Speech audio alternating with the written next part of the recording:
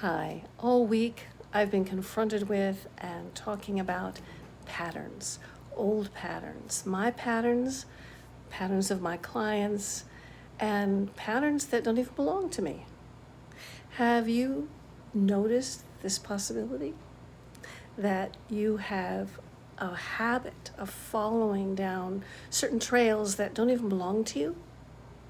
That somebody taught you when you were a kid? Gosh, I can only think to remember of everything that I've been told to do in school that I probably do without even thinking anymore. Have you noticed anything about that? Or your family? Certain traditions or rituals or observances, even important things or not important things, like the old funny story about using a pan just because that was the pan that was used by your family. So it's not so much a tradition, but let's say it's a pattern that's unconscious. A tradition is something you choose. Pattern is something that's just unconscious for you. Just do it. So let's look at these things. So the way you look at it is by sensing when you are repeating the same experience over and over again.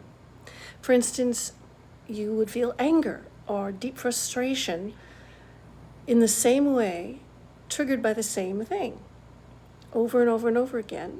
And it doesn't feel satisfying, right? It could be hurt.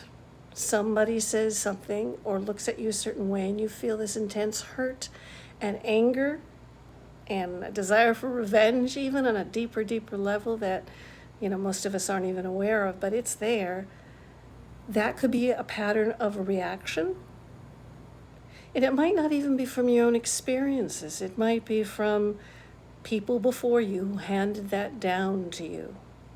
So the way to find out is by logging it. Just notice when you have an itchy feeling, wanting to put somebody down or think less of them. That could be something that was taught to you to help make you feel better, except it doesn't feel better now, does it? It feels terrible. So let's look for patterns. That'll be this assignment from this video. Look for your patterns. So many of them. Reacting, walking in the same direction, doing something the same way as you always do it, but not feeling good. If it feels good, it's a ritual and it feels good and you're choosing it because it feels good. However, if it doesn't feel good, and that's what you need to notice, what feels good and what doesn't feel good, then it might be a pattern that we can kind of eliminate once we notice how it works and let's sort of lift it off your plate. So patterns.